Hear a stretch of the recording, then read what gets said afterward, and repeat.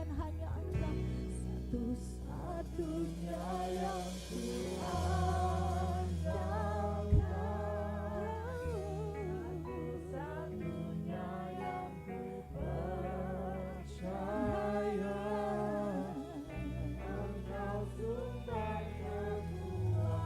benar Bapa.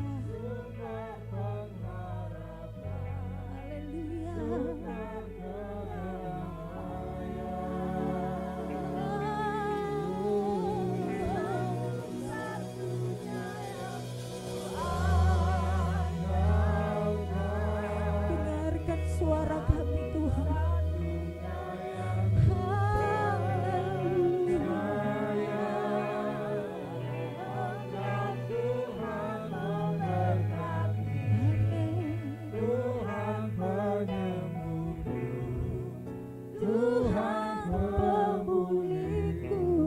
Mari jemaat Tuhan bangkit berdiri bersama-sama.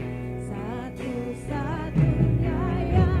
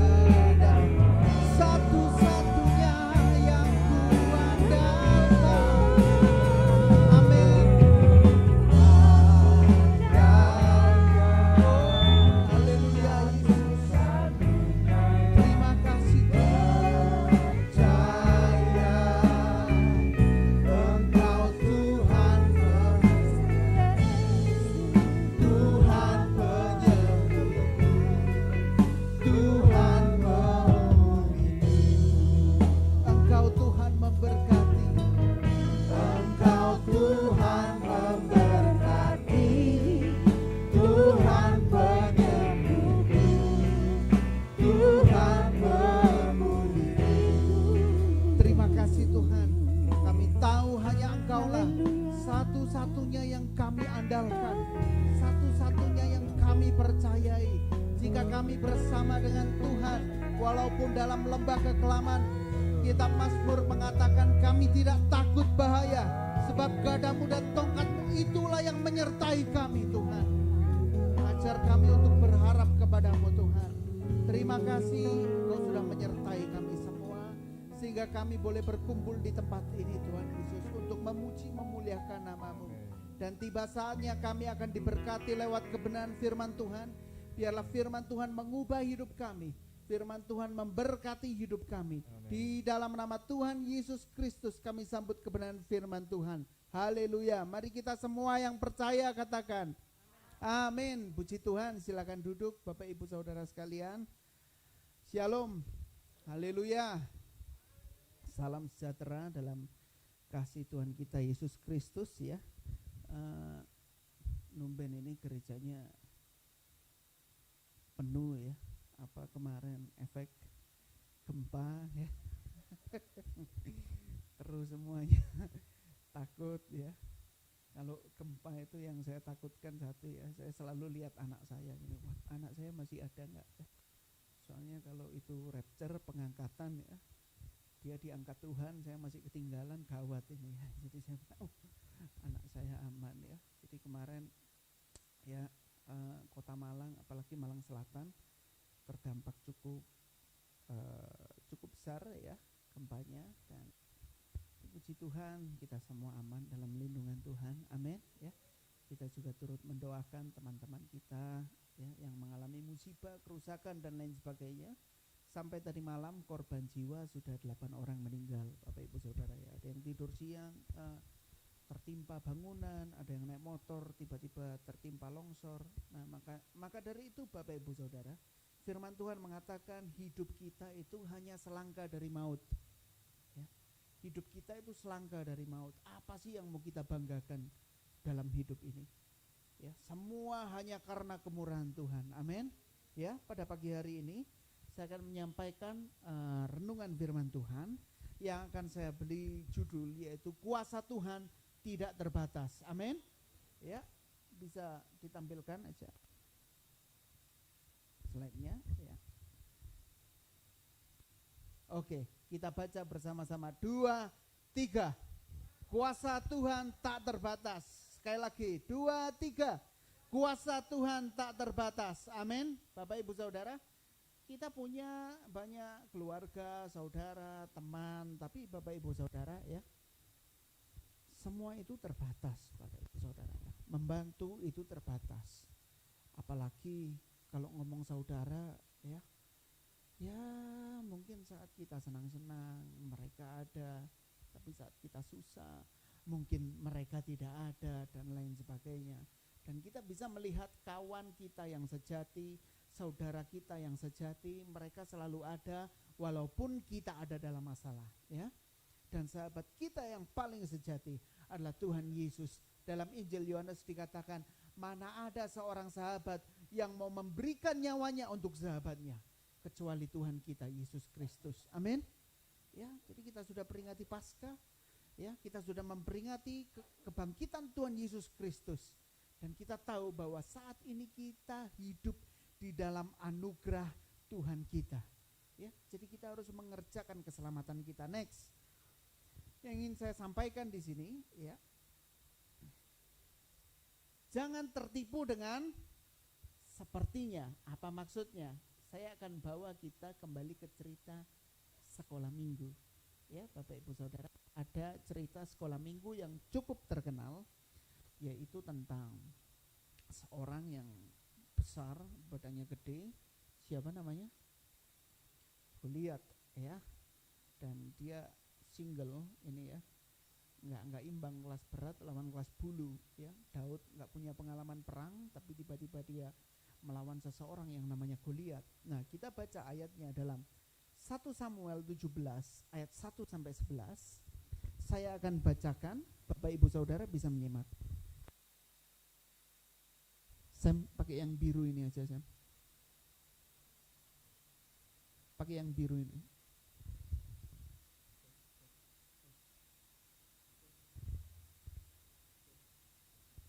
Ya, saya akan bacakan, Bapak Ibu Saudara menyimak ya. Orang Filistin mengumpulkan tentaranya untuk berperang. Mereka berkumpul di Soko yang di tanah Yehuda dan berkemah antara Soko, Aseka di Efes Damin. Next. Saul dan orang-orang Israel juga berkumpul dan berkemah di lembah Terbantin.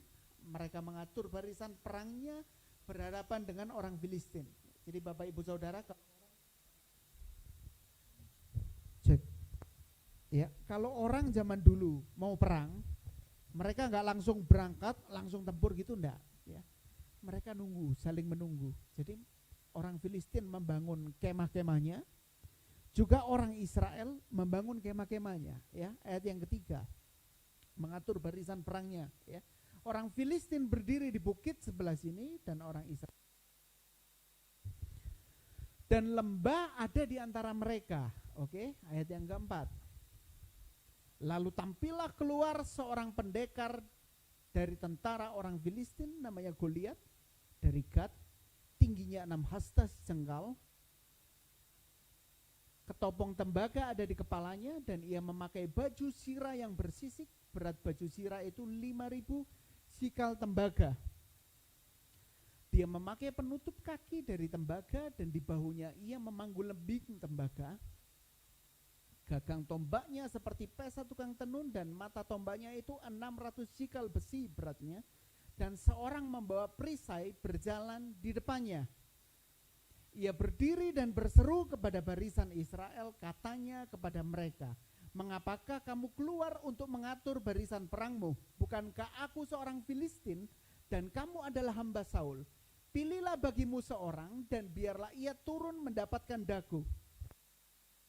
Jika ia dapat berperang melawan aku dan mengalahkan aku, maka kami akan menjadi hambamu.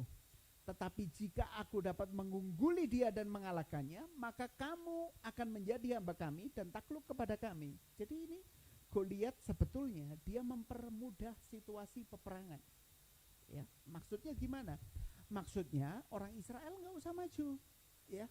Orang Filistin juga nggak usah maju semua. Tapi dia maju, seseorang ke lembah itu dia turun dan dia bilang, ayo ya, kamu satu orang aja ngelawan aku. Kalau kamu bisa bunuh aku, kami semua jadi hamba-Mu. Ya, begitu juga sebaliknya. Pula kata orang Filistin itu, aku menantang hari ini barisan Israel. Berikan kepadaku seorang supaya kami berperang seorang lawan seorang. Wah, ini bayuan ya, diajak lek-lekan bahasa Jawanya ya. Ketika Saul dan segenap orang Israel mendengar perkataan orang Filistin itu, maka apa yang terjadi? Cemas hati mereka dan sangat ketakutan. Bapak Ibu Saudara, kalau kita baca ayat ini dari ayat yang kelima, kelihatannya Bapak Ibu Saudara, kembali ke slide PowerPoint ya. Kelihatannya sepertinya mengerikan, sepertinya menakutkan Bapak Ibu Saudara ya. Karena itu saya kasih sebuah quote sini adalah jangan tertipu dengan sepertinya. Banyak dari kita mulai ketakutan karena sepertinya menakutkan. Kita tiap hari dengar berita yang itu-itu saja, ya, yang begitu-begitu saja, nggak kunjung membaik dan lain sebagainya. Coba, ya, ketika ada sesuatu hal yang fenomenal terjadi, semua justru mengambil sisi buruk dari berita itu. Karena apa? Itu menjual, ya, bisa diteruskan.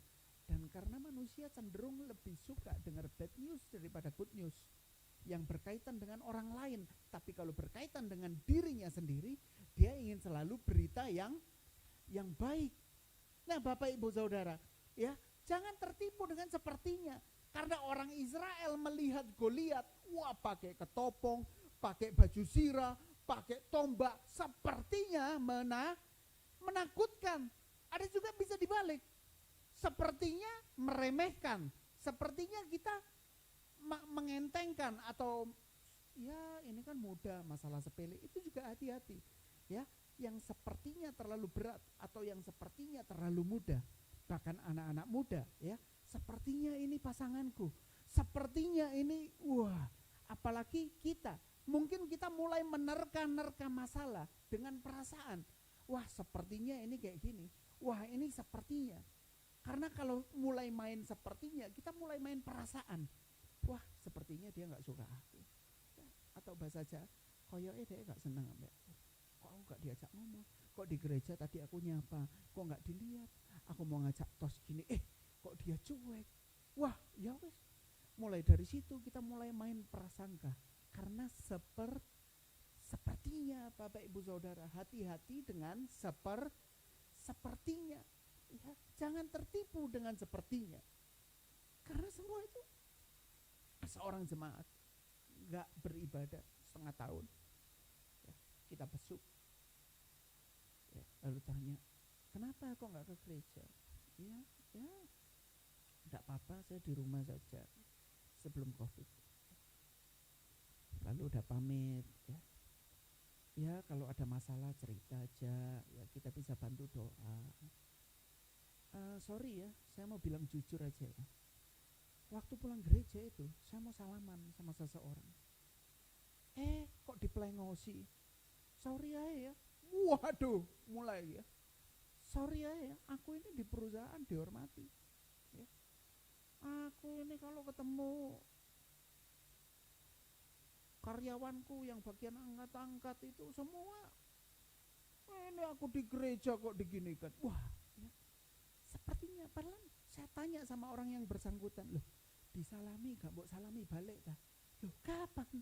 Aku gak ngerti, sumpah gak ngerti aku. Loh, ojo salah paham please.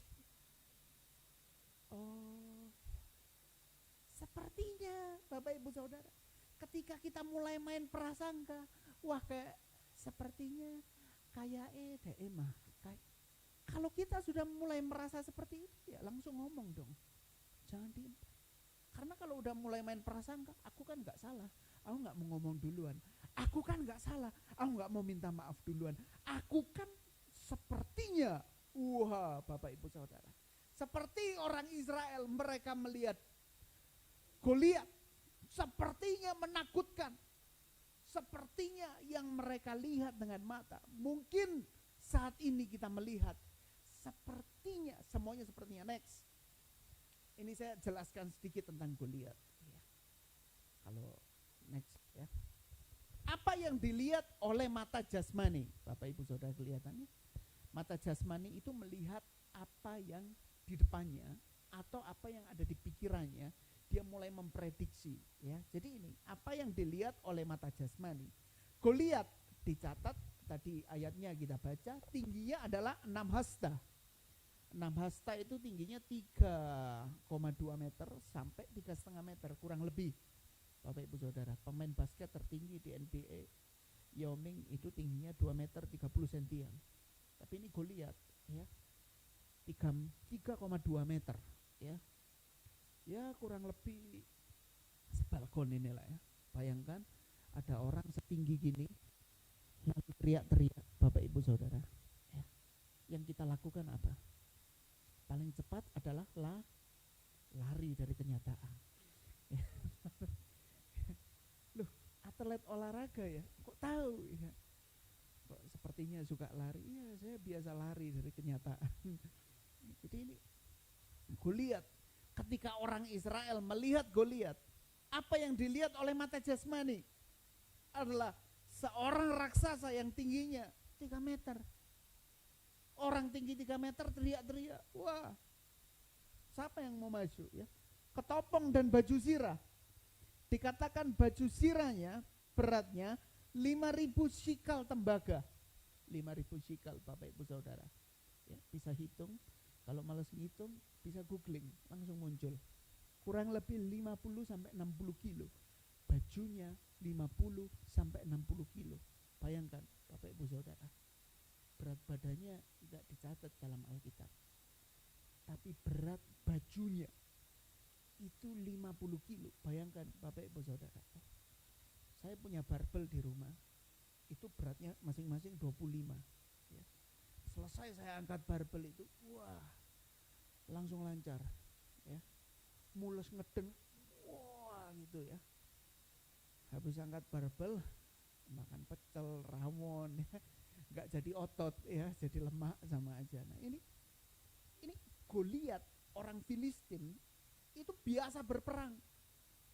Mereka itu biasa berperang, apalagi mereka punya jagoan seperti Goliat. Wah, nantangin kemana-mana. Itu berat zirahnya 50 kilo. Penutup kakinya dan lembingnya juga dari tembaga. Bayangkan, kita aja yang pakai sepatu kulit, ya, cewek aja yang pakai high heels, kadang belakangnya itu diplester, belihan saplas, diplester, disolasi, luka, kasih betadin. Wah, sakit ini, ya. Penutup kaki lembingnya dari tembaga. Gagang dan mata tombaknya. Mata tombak, gagangnya itu sendiri, ya. Mata tombaknya itu 600 shikal, kurang lebih 7 sampai 10 kilo. Bayangkan orang yang seperti ini, seperti gambar ini, Goliat, dia maju, dia teriak-teriak.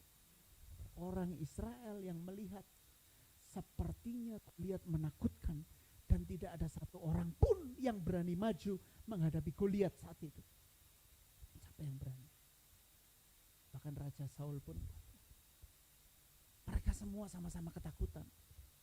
Karena sepertinya menakutkan. Bapak Ibu Saudara, terkadang kita menghadapi masalah di depan mata kita. Sepertinya menakutkan. Sepertinya kita gak mampu untuk menghadapi. Tuhan, kayaknya suamiku ini gak bisa berubah. Kayaknya istri, Tuhan, anakku ini salah didik Tuhan dari awal. Sepertinya dia gak bisa berubah. Kerjaanku ini sepertinya udah mentok. Aku gak bisa naik pangkat lagi. Usiaku udah segini. Apa yang mau aku lakukan? Kita semua menjadi terbatas karena tertutup dengan mata jasmani yang sepertinya. Kita membatasi kuasa Tuhan. Harusnya kuasa Tuhan bisa bekerja lebih hebat dan dahsyat. Tapi karena pandangan mata jasmani kita yang sepertinya kayaknya gak bisa, lalu kita mulai mundur. Kayaknya aku gak bisa move on lagi. Kita mulai mundur. Kayaknya pekerjaanku mentok gini, udah kita ya mau gimana lagi. Ya ke gereja sepertinya percuma. Sepertinya sia-sia, aku berkorban, sepertinya semua ya terlintas dalam pikiran kita bahwa sepertinya, karena kita mulai mengandalkan perasaan kita. Ketika kita melihat Goliat seperti catatan tadi yang kita baca dalam kitab Samuel, sepertinya sangat menakutkan. Yang di hadapan kita sepertinya bencana alam, sakit penyakit, ya, COVID belum selesai, muncul lagi varian baru. Bapak Ibu Saudara, jangan mau kalah sama COVID. Dia udah ngeluarkan varian baru, masa kita gini-gini aja jadi Kristen? Ya. Ibarat dia itu usaha kopi, dia udah keluarkan varian kopi susu, kopi taro, kopi campur teh. Sedangkan kita kekristenan kita cuman gini-gini aja, Bapak Ibu Saudara. Harus semangat dong, amin. Ini sepertinya menakutkan, sepertinya tidak ada masa depan. Kadang orang tua udah kadung menyerah sama anaknya. Kayak kamu ini, waduh bahaya. Kalau udah marah, jangan mengeluarkan kata-kata. Hati-hati, kata-kata bisa menjadi doa. Kalau kita, kamu gak ngurus, mau jongkir balik, wah bisa kecelakaan, satu jongkir balik. Hati-hati Bapak Ibu Saudara dengan kata-kata. Ya, jangan tertipu dengan sepertinya. Lalu ketika 1 Samuel 17 ayat 11, ketika Saul dan segenap orang Israel mendengar perkataan orang Filistin itu yang dimaksudkan oleh Goliat, maka mereka cemas dan ketakutan, sangat ketakutan. Ya, mereka sangat ketakutan. Next, ya, apa yang dilakukan oleh seorang Daud melihat dengan mata rohani? Kita baca 1 Samuel 17 ayat 32. 1 Samuel 17 ayat 32. 1 Samuel 17 ayat 32. Berkatalah Daud kepada Saul. Jadi ceritanya habis ayat yang ke-11 orang Israel takut. Kalau Bapak Ibu Saudara baca 1 Samuel 17 ini secara lengkap, ya. Si Daud ini disuruh papanya nyiapkan makanan. Karena kakaknya Daud ada 7, semuanya ada di medan perang, ya. Papanya nyuruh, Daud, ya. Saya punya teman SMP Daud, panggilannya Daud, ya. Soalnya kalau manggil Ud gitu kan aneh, ya. Ud gitu, jadi dipelesetkan Daud gitu. Daud sini ya. Prepare makanan, antar ke kakak-kakak.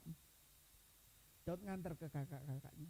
Lalu dia ngelihat orang Filistin yang teriak-teriak. Dia tanya sama pasukan-pasukan, siapa sih orang ini gak bersunat? Siapa sih orang ini? Dia menghina Allah Israel. Siapa sih ini? Saat semuanya ketakutan dengan mata jasmani mereka, tapi Daud melihat dengan mata rohaninya. 1 Samuel 17 ayat 32. Lalu ketika Daud bilang seperti itu, kedengaranlah oleh Saul. Banyak orang yang bilang sama Saul, ada loh anak muda yang pemberani, ya.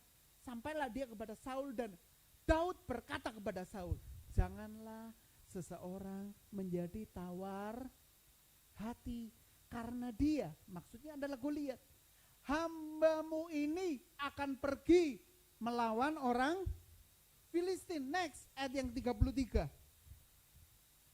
Tetapi Saul berkata kepada Daud, apa? Tidak, enggak mungkin kamu dapat lawan orang Filistin itu untuk melawan dia, sebab kamu masih. Lalu dia sejak dari masa mudanya telah menjadi prajurit. Bapak Ibu Saudara, kita perhatikan, jangan pernah menilai seseorang hanya dari masa lalunya. Amin. Kita semua punya masa lalu, entah itu bobrok, entah itu rusak. Kita mau tinggalkan itu dan bertobat. Amin. Karena saat Tuhan menyelamatkan saya dan saudara, dia tidak melihat masa lalu kita, tapi dia melihat masa depan saat kita hidup bersama-sama dengan Tuhan dalam kekekalan di kerajaan sorga. Amin. Jadi mulai jangan melihat, wong iki mbiyen aku ngerti masa lalu. Percuma, buat apa? Seseorang bisa berubah dan Tuhan terlalu sanggup untuk mengubah seseorang. Amin. Saat Saul nanya sama Daud, dia tanya, CV-mu apa? Catatan perangmu apa? Head to head perangmu lawan siapa? Jangan salah. Daud pernah lawan beruang, dia pernah lawan singa, dijelaskan di ayat ini selanjutnya. Tapi Daud di sini berkata, jangan takut, hambamu ini yang akan maju. Ketika semua orang Israel ketakutan karena mata jasmani mereka. Tapi Daud, dia melihat dengan mata rohaninya. Amin. Bapak Ibu Saudara, selama kita hidup dalam ketakutan, kita tidak pernah mendapatkan kemenangan. Amin. Kalau kita dikurung oleh ketakutan, kecemasan, kekhawatiran, karena itu Tuhan Yesus berkhotbah khusus dalam Matius pasal 6 tentang kekhawatiran. Jangan kamu takut khawatir apa yang kamu makan, minum, pakai. Udahlah, jangan takut. Yang penting utamakan dahulu kerajaan Allah dan kebenarannya. Semuanya ditambahkan kepadamu. Tuhan Yesus sudah bilang, jangan takut, jangan khawatir. Aku menyertaimu, aku beserta dengan kamu. Jangan takut, jangan gentar, jangan cemas. Itu yang Tuhan selalu sampaikan dalam firman Tuhan, dalam khotbahnya. Ketika semua orang mulai ketakutan, inilah yang dialami orang Israel. Amsal 24 ayat 10, kita baca ayat ini bersama-sama. Amsal 24 ayat 10. Ini slide-nya tidak usah diganti, tetap aja ya. Amsal 24 ayat 10. Kita baca 2, 3. Engkau tawar hati pada masa kesesakan, kecilah. Baca sekali lagi 2, 3. Jika engkau tawar hati pada masa kesesakan, kecilah. Bayangkan seorang anak muda, dia datang sama raja, dia bilang, Tuan Raja Saul, jangan tawar hati, hambamu ini yang akan melawan dia. Jika kita tawar hati, Bapak Ibu Saudara, saat kita kena masalah, kita mulai tawar hati. Udah aku gak ke gereja, aku gak percaya Tuhan, aku gak percaya doa lagi. Udah aku gak percaya suamiku lagi, udah aku gak percaya istriku lagi. Aduh anakku, udah aku gak percaya. Kita mulai menjadi tawar hati pada masa kesesakan. Maka apa yang terjadi? Kecilah kekuatan. Kita suka gak sih hidup sesek itu, suka gak sih? Ya, saya ini termasuk overweight ya. Just gak bisa dikancing tapi biar kelihatan keren gini kan, face. Soalnya kenapa? Nutupin sayap saya. Saya kalau di toko baju ya, ada baju promo, lihat patung ya, saya cari yang XL.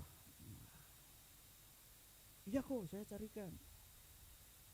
Ini kok, dari jauh bajunya diginikan, saya udah tahu. Itu slim fit ya? Iya kok, biar lebih kembalikan. Ya. Ini penghinaan. Masa udah tahu ya? Dibawakan yang slim, yang reguler. Ya. Reguler XL. Ya. Atau kalau angka 16 ya, Bapak Ibu Saudara ingat. Jadi kalau mau belikan saya ukurannya seperti itu. Jangan yang slim fit Bapak Ibu. Saya pernah ini ya, istri saya bilang, yang ada kaos apik murah diskon. Waduh, ukurannya XXL, slim fit tapi. Jadi kan agak kecil. Kok banyak kayak spandek gini ya, melar gitu.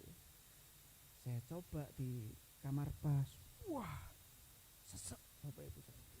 Sesek gitu ya. Ngecap lah tabung gas 3 kilo di perut saya. Waduh lah, kok lengogas gini. Saya cepot ya. Gak usah. Kita semua ini kan contoh kecil. Kita semua seneng gak sih pakai baju sesek gitu ya.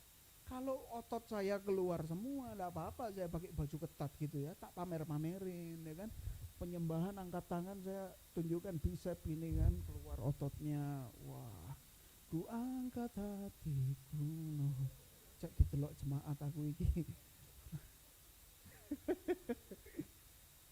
Semua orang tuh naik mobil sesek-sesekan, suka nggak sih Bapak Ibu Saudara? Nggak suka, ya, nggak suka. Kita sempit-sempitan tuh nggak suka. Tapi kalau kita tawar hati pada masa kita ini, aduh, udah hidup kita. Tahulah bahwa kita semua ini punya masalah masing-masing. Kita punya problem masing-masing baik dalam keluarga, pekerjaan. Tapi kalau di masa sesak itu justru kita pakai baju sesak ya. Kita udah ngerasa sesak tapi pikiran kita disesai lagi. Kita nyampuri urusan orang lain, kita aduh rasanya gimana ya? Udah sesak tambah sesak. Pernah saya sekali ya naik bison dari Turen ke Sitiharjo. Ya. Dari Turen ke Sitiharjo. Kapasitas bison itu cuma 15 orang, diisi 22 orang plus ayam.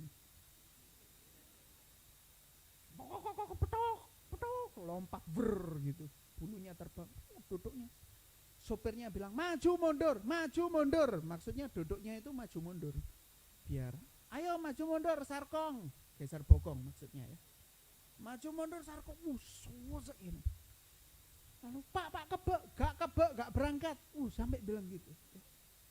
Gak kebek, gak berangkat. Full. Waduh di belakangnya sampai kecepit gini ya. Itu bayangkan kalau di tikungan gini. Pak ada yang mau muntah, gak bisa berhenti. Ya. Kerasa, wah sesak bapak ibu saudara. Udah sesak ya. Di situ orangnya marah semua karena udah sesak, panas. Geser tanganmu jangan terus gentenan. Kan maju aku mundur. Senden satunya marah lagi. Kalau orang udah penat, sesak ditekan masalah, lalu pikirannya nggak terbuka, semua yang dilihat dengan mata jasmani seperti orang Israel melihat, wah aku lihat bawa tombak, wah aku lihat pakai jubah, wah aku lihat. Semua takut, hidup dalam ketakutan dan sama-sama takut. Bapak ibu saudara. Tapi ini Amsal ini mengatakan, jika engkau tawar hati pada masa kesesakan, kecillah kekuatanmu. Justru Tuhan pakai satu orang yang bernama Daud, yang gak punya latar belakang peperangan, yang gak punya pengalaman perang, dia yang gak punya background apapun tentang peperangan. Bahkan dikatakan waktu Daud maju, Goliat bilang, anjingkah aku kamu mendatangi aku dengan lembing? Goliat melihat bahwa Daud masih kemerah-merahan, masih muda, diperkirakan usianya masih 17 sampai 20 tahun, masih muda, diremehkan oleh orang-orang. Tapi dia punya mata rohani yang luar biasa. Ketika kita mungkin sudah diberkati Tuhan, sudah menganggap diri mampu, sudah merasa diri hebat, mata rohani kita sudah mulai tertutup, sehingga kita melihat segala sesuatu kita bisa menyelesaikan sendiri. Tapi justru saat kita merasa mampu, di situ Tuhan ingin menghancurkan seperti ini. Ingin membangun ulang hubungan kita dengan Tuhan. Supaya Tuhan bilang, kamu lo gak bisa hidup tanpa aku. Karena itu Rasul Paulus berkata, firman Tuhan, hidupku bukannya aku lagi, melainkan Kristus yang hidup di dalam aku. Amin. Inilah yang dialami oleh Daud, yang dijalani oleh Daud. Kita baca 1 Samuel 17 ayat 45 sampai 47. 1 Samuel. Tetapi Daud berkata kepada orang Filistin itu, Daud bilang sama Goliat, engkau mendatangi aku dengan pedang dan tombak dan lembing. Jadi Daud pun dia punya mata jasmani. Memang dia melihat ada sebuah masalah yang besar di depannya. Dia tahu ada sebuah masalah. Ya. Tetapi aku mendatangi engkau dengan nama Tuhan semesta. Amin.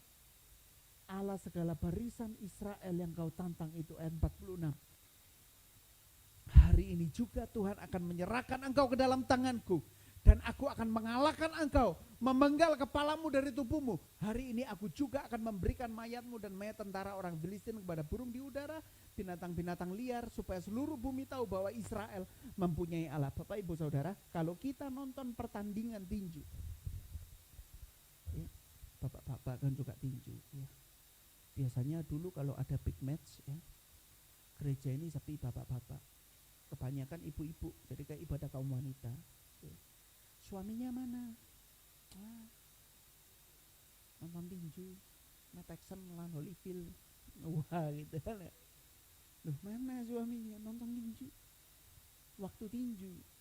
waktu tinju, sebelum pertandingan tinju, apa yang dilakukan oleh seorang petinju? Siwar, ya. Mereka perang kata-kata supaya nakuti lawannya. Wah, hadap-hadapan gini, muka sama muka. Wah, hadap-hadapan. Ini yang dilakukan oleh Daud dan Goliat. Sebelum mereka saling membunuh, mereka siwar dulu. Kamu mbok kira aku anjing, mbok datangi pakai ketapel. Masio kamu datang bawa pedang, bawa lembing. Aku nggak takut, aku bawa nama Tuhan. Itu yang dikatakan oleh Daud. Ya, hari ini juga itu Goliat diancam. Ayat 47. Ayat 47, dan supaya segenap jemaah ini tahu bahwa Tuhan menyelamatkan bukan dengan pedang dan bukan dengan lembing, sebab di tangan Tuhanlah pertempuran dan Ia pun menyerahkan kamu ke dalam tangan kami. Bapak Ibu Saudara mau menang dalam pertempuran, amin. Sesuai dengan tema firman Tuhan bahwa kuasa Tuhan tidak terbatas, amin. Apapun masalah Bapak Ibu Saudara hari ini, percayalah, tidak ada yang mustahil bagi Tuhan. Semuanya pasti terjadi, amin. Asal kita harus punya mindset seperti Daud. Dia katakan bahwa Tuhan, ya, dan supaya segenap jemaah ini tahu. Jadi apakah tujuannya Daud? Supaya semua orang Israel tahu kalau aku jago. Kalau itu motivasinya Daud, mungkin dia udah terbunuh di medan perang. Tapi intinya dia berkata, supaya semua jemaat ini tahu bahwa Tuhan yang menyelamatkan, bukan dengan pedang, bukan dengan hal yang kelihatan. Seringkali kita takut sepertinya menakutkan, karena kita berusaha menyelesaikan dengan yang kelihatan. Aduh, koneksiku habis, aduh udah gak ada bantuan lagi, aduh udah tamat riwayatku. Karena itu kita menjadi takut. Tapi Daud dia bilang, bukan dengan pedang, bukan dengan lembing, sebab di tangan Tuhanlah pertempuran. Dan ia pun menyerahkan. Jadi Daud maju, dia bukan bondo nekat, dia bukan bondo wani, dia bukan ngawur, tapi dia datang, dia bawa nama Tuhan. Karena itu dia gak takut, amin. Bapak Ibu Saudara, seringkali kita takut karena kita bawa kekuatan kita sendiri. Padahal kita ini gak mampu apa-apa, menyelesaikan masalah keluarga aja gak mampu, menyelesaikan masalah pekerjaan gak mampu. Kita ini hidup dari kasih karunia dan kemurahan Tuhan. Jangan pernah kita sok kuat.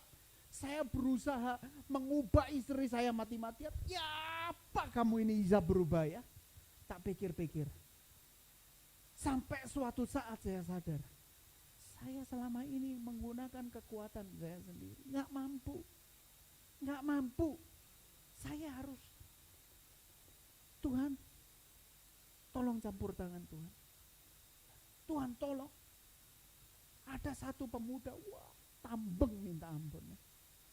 Udah tambeng mokong, rajin ke gereja lagi. Kan beban. Mokong loh, kok nang gereja kira. Kok senakal-nakalnya saya, ya, meskipun saya berbuat dosa, tapi saya tetap menyembah Tuhan.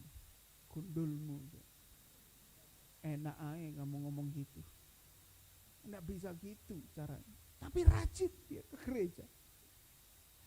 Tuhan, ya apa anak ini Tuhan? Kamu sedang bertobat tuh. Timbang ditegur Tuhan lewat masalah. Saya berusaha ngajak dia nongkrong, ngobrol. Tuhan, kok udah jalan 2 tahun anak ini gak berubah Tuhan. Sampai pada akhirnya saya pun sadar. Karena saya berusaha merubah dengan kekuatan sendiri. Kalau tak traktir makan, tak omong-omong nanti lah berubah. Ya gak berubah-berubah. Kita campur sama anak-anak, campur sama suami istri. Kita udah berusaha ngasih teladan, loh kok gak berubah? Karena ndak ada campur tangan Tuhan di situ. Tapi coba libatkan Tuhan saat teduh sama-sama, penyembahan sama-sama. Kalau kita berusaha dengan kekuatan kita mau merubah karakter anak kita, gak akan pernah mampu. Mbok di sekolah karakter, les ini itu, les apapun. Tapi kalau dia gak hormat sama Tuhan, dia akan kurang ajar sama orang tua. Saya rasakan sama anak saya yang usia 3-4 tahun. Ya, udah dibodoh loh. lama, tas gitu ya. Belajar dari mana kan? YouTube loh.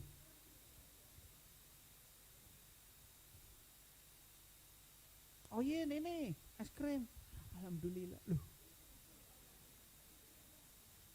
Lihat kanan kiri ini bapaknya pendeta anaknya kok selentik lagi. Tas. Saya berusaha merubah anak saya. Ternyata pengaruh dunia lebih besar daripada pengaruh saya. Bapak Ibu Saudara harus sadar bahwa pengaruh dunia lebih besar daripada pengaruh kita. Lebih besar, karena itu jangan sok kuat, sombong, kita pakai kekuatan kita, enggak bisa. Tapi saya cari di YouTube. Tuhan Yesus disalib kartun. Oh, puji Tuhan ada. Ya. Puji Tuhan ada kartun. Jadi Tuhan Yesus kenapa disalib? Ya Tuhan Yesus dihukum buat ya saya mau jelaskan gimana sama anak 4 tahun. Tuhan Yesus dihukum nakal ya. Tuhan Yesus nakal. Enggak. Di Oyin ini nakal, jadi nakal. Tapi Tuhan Yesus yang dihukum. Saya jelaskan. Dia nangis Bapak Ibu Saudara. Dia nangis.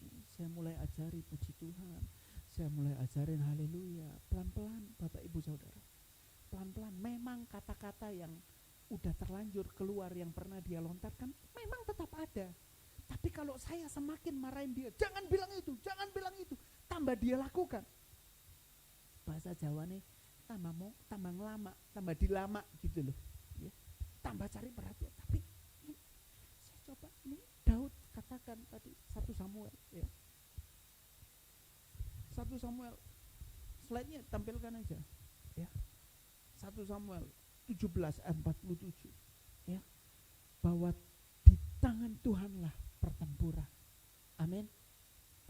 Di tangan Tuhanlah pertempuran Bapak Ibu Saudara. Masalah Bapak Ibu Saudara bukan masalah Bapak Ibu Saudara lagi, tapi masalahnya Tuhan juga. Amin. Masalah keluarga Bapak Ibu Saudara, masalahnya Tuhan juga. Jadi jangan sok kuat ketika kita punya masalah Tuhan. Wah, udah pasrah aja, berserah sama Tuhan. Amin. Kita mau berserah sama Tuhan. Amin. Ya, next. Ayat slide selanjutnya. Ya. Bagaimana kita bisa menajamkan mata rohani kita? Ya, cepat aja langsung kita buka Roma 13 ayat 14. Roma 13 ayat 14. Kita baca Roma 13 ayat yang ke-14. Tetapi kenakanlah Tuhan Yesus Kristus. Ya. Sebagai perlengkapan senjata terang. Janganlah merawat tubuhmu untuk memuaskan keinginannya. Bapak Ibu Saudara. Jadi bagaimana kita bisa memenangkan pertempuran kita? Adalah kita harus mengenakan Tuhan Yesus Kristus sebagai perlengkapan senjata kita. Amin. Bapak Ibu Saudara jangan sembarangan loh ya, menyebut nama Tuhan kita Yesus Kristus. Karena budaya barat terbiasa, oh my God, OMG. Ya.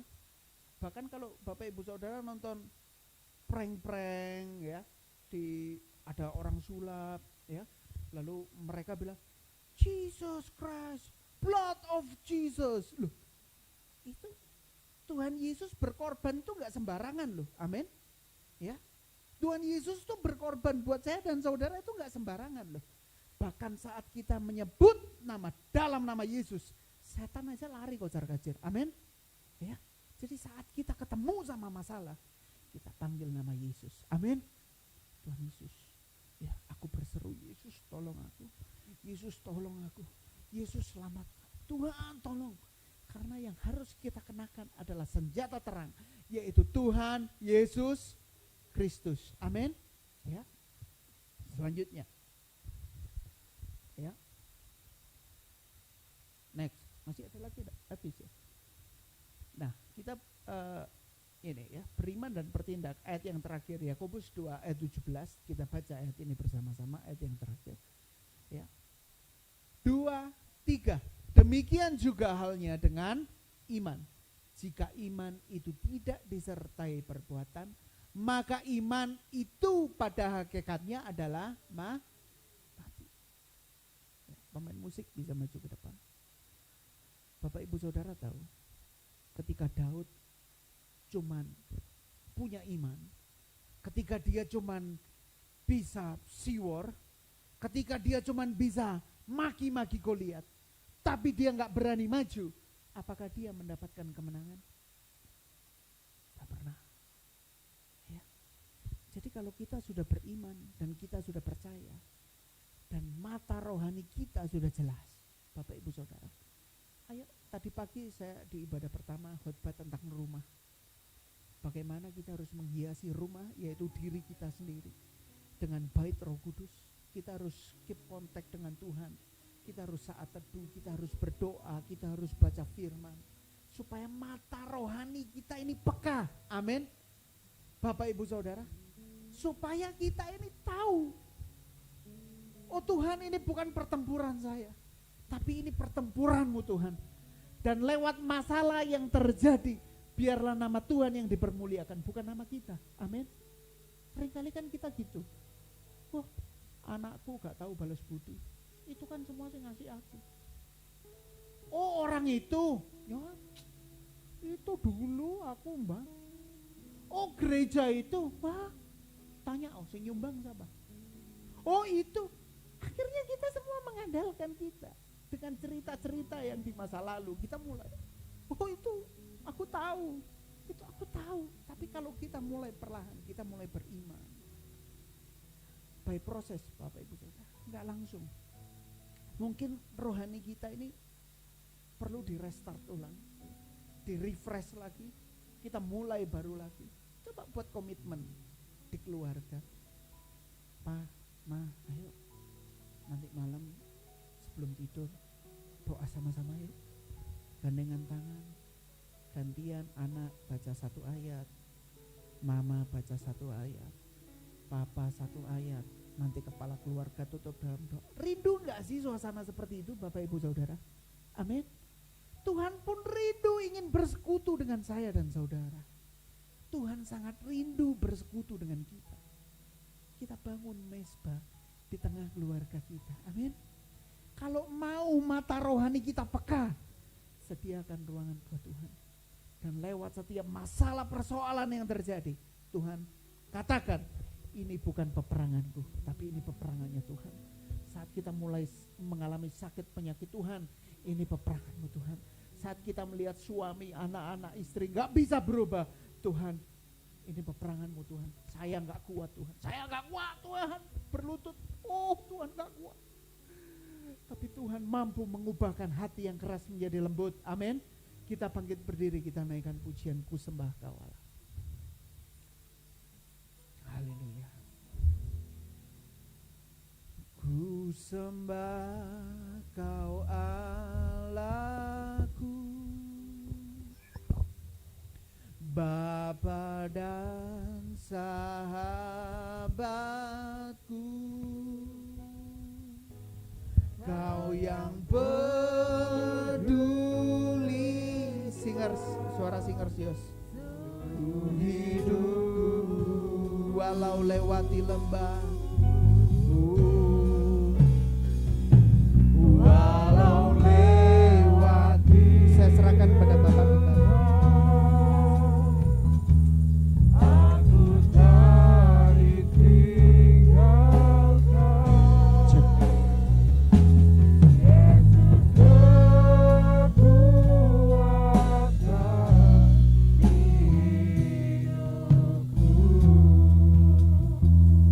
Haleluya, terima kasih Tuhan, firman-Mu kami sudah dengar Tuhan. Kami yakin bersama-sama dengan Tuhan kita akan melakukan perkara-perkara yang besar. Apapun persoalan masalah kita, setiap hari kita melihat Goliat-Goliat yang besar, persoalan masalah yang besar, tetapi Allah kita di dalam Tuhan Yesus Kristus lebih besar dari yang kita lihat dan kita pikirkan. Tuhan tolong sidang jemaat yang mengalami persoalan masalah. Tuhan tolong mereka mempunyai banyak Goliat-Goliat, tetapi kami mempunyai Tuhan yang lebih kuat, lebih hebat, Tuhan Yesus Kristus. Yang percaya katakan amin. Silakan duduk sebentar. Kita tunggu mungkin 1-2 menit karena di depan sana ada kedukaan. Saya lihat tadi mereka sudah mau berangkat. Jadi kita tunggu. Nanti tolong di belakang lihat kalau sudah selesai kita boleh keluar perlahan-lahan. Sebab banyak orang di depan. Oh, belum beri persembahan ya. Mari kita nyanyi lagu Yesus Jalan Kebenaran. Haleluya. Dan kita beri persembahan.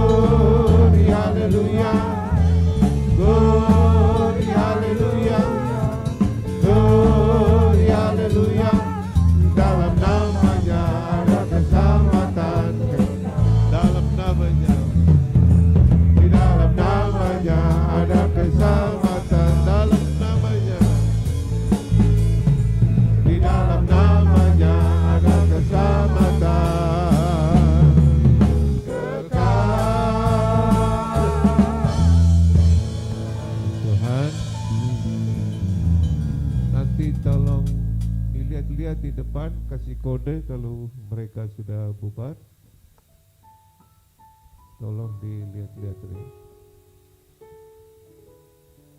1 jam lalu masih ada gempa, ya lebih kecil 5,6 skala Richter. Dan saudara, kita terus berdoa supaya apapun yang terjadi Tuhan pasti menjaga kita. Amin ya.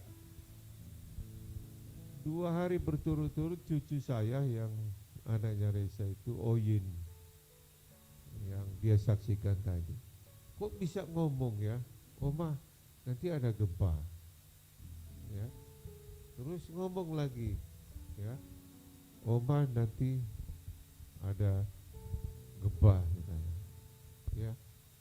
Dan benar-benar terjadi. Saya sudah puluhan tahun di Malang, baru kemarin rasa ada gempa ya. Nah, istri saya lihat, Pak, TV-nya gerak, kulkasnya goyang, lampunya, banyak yang ketakutan ya, kelabakan. Tapi selesai saya bangun, lalu saya ngikuti irama gempa itu.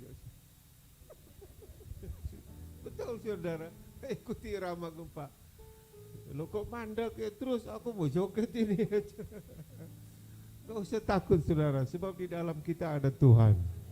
Amin. Jangan di ruangan sebelah ada mahasiswa-mahasiswa yang wisuda, mereka sedang foto, mungkin ada 30 orang. Semua lari, bukan pemuda kita dari Unbra apa dari mana, dan manggil nama Yesus. Yesus tahu, Yesus. Wah, itu orang Kristen juga ini kayaknya. Jadi saudara, bagus juga ya.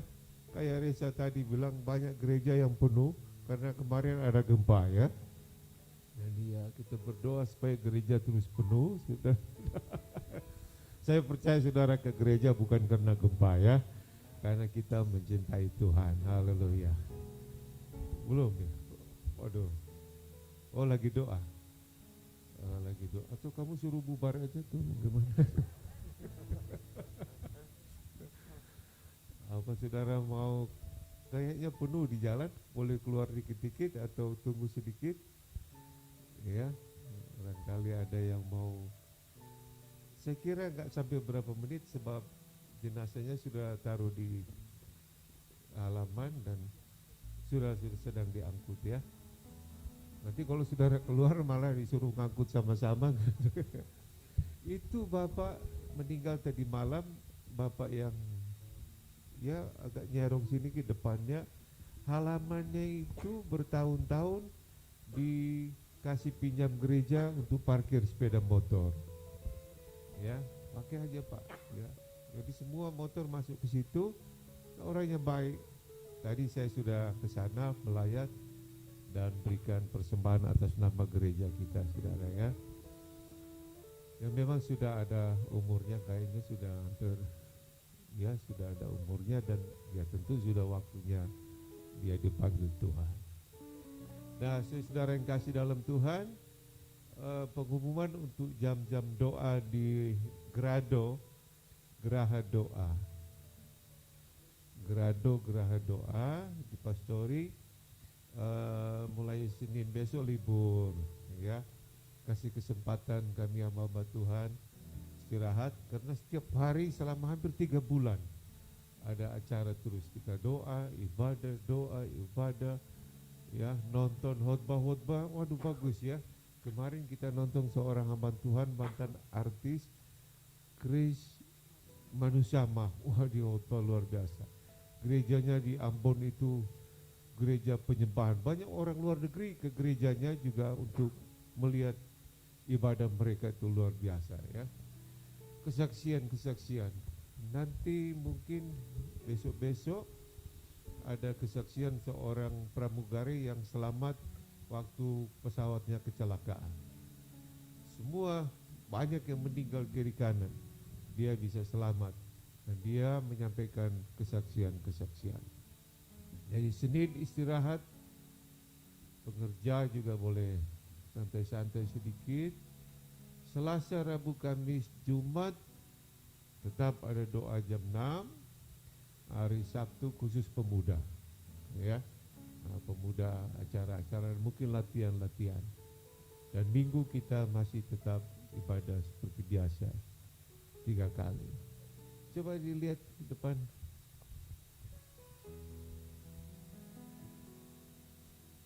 Belum ya? Mungkin sudah lagi doa. Doanya memang agak penuh di depan. Bagaimana Re? Tunggu dikit ya. Nyanyi dulu. Hari kita nyanyi mungkin satu lagu ini sambil kita berdoa supaya mereka cepat bubar. Lagu apa ini?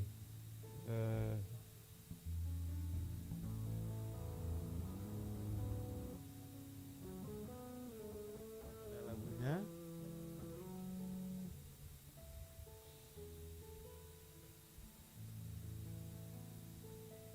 Grado Geraha Doa yang sudah tinggal sedikit lagi ya, saudara berdoa supaya cepat selesai. Dan saya tanya sama istri saya, Ma, kapan mau diresmikan? Katanya nanti pas ulang tahun gereja kita ya, bulan Juli ya. Ini sudah April, Mei, Juni, 2 bulan lagi ya kita syukuran di Grado ya, di Geraha Doa. Puji Tuhan. Ada lagu?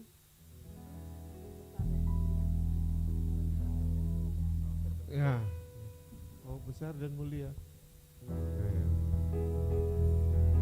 Kalau inceng-inceng, kalau selesai kode ya.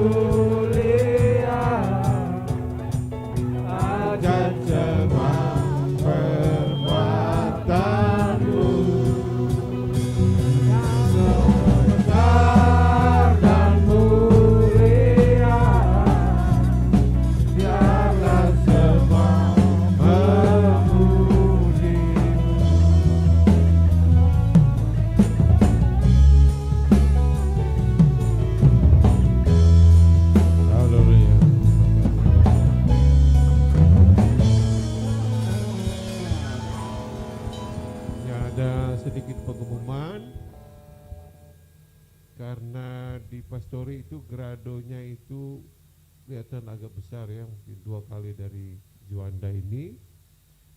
Maka ada beberapa orang yang melihat-lihat, wah ini gereja apa-apa. Saya bilang ini gedung serbaguna, saya sudah lapor RW. Tapi kemudian kita akan mengadakan baksos ya, bakti sosial, atau adakan pasar murah untuk warga di situ. Jadi kalau saudara tergerak menyumbang misalnya barang-barang atau pakaian yang layak pakai, saudara bisa bawa, hubungi pastori aja, nanti diambil. Nanti mungkin akan dibentuk panitia untuk mengkoordinir baksos ini. Nah, kita akan adakan nanti di Balai RW ya, di dekat pastori. Kita jual atau sumbang ya, makanan-makanan kering ya, untuk supaya warga di situ ya adakan hubungan dengan kita, supaya mereka juga tidak cemburu ya dengan adanya grado tersebut, saudara ya. Nanti ada panitia yang akan dibentuk supaya bisa diadakan baksos atau pasar murah. Mungkin saudara ada keperluan, kita akhiri ibadah, bisa keluar dikit-dikit aja dari belakang, jangan sekali gus gerombol. Belum ya, nah, kita berdiri semua, kita akhiri ibadah. Kalau saudara memang mau keluar silakan. Kalau tidak ada keperluan, dia tunggu aja sedikit di gereja supaya tidak bergerombol ya. Kami memuji kebesaran-Mu, ajaib Tuhan, haleluya.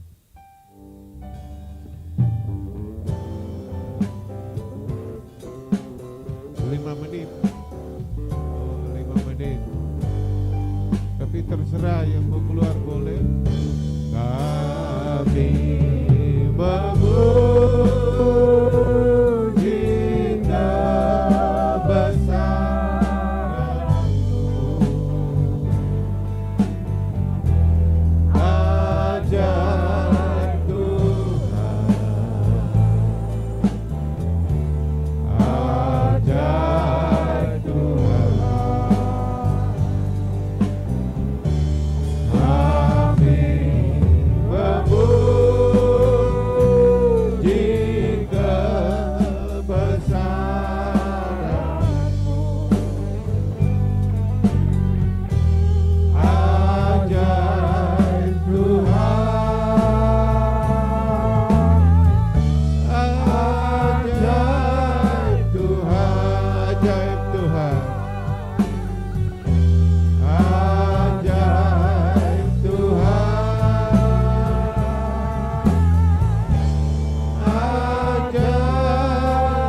Tuhan.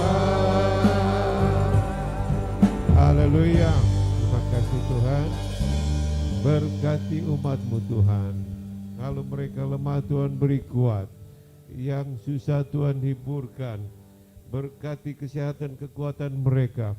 Kami bersyukur bahwa pada akhir-akhir ini yang terpapar dengan COVID mulai menurun, karena ini merupakan jawaban doa-doa kami semua. Dan kami berharap pada satu saat nanti Tuhan akan melenyapkan wabah dan virus ini di dalam nama Engkau. Mari saudara mengangkat tangan semua, kiranya berkat dari Bapa kita di surga, kasih sayang dan keselamatan anugerah Tuhan Yesus, persekutuan, penghiburan, penyertaan Roh Kudus sertai kita semua saat ini sampai Maranatha. Tuhan Yesus datang kali kedua. Yang percaya katakan amin. Selamat pagi, Tuhan berkati. Rupanya sudah selesai, silakan Tuhan berkati.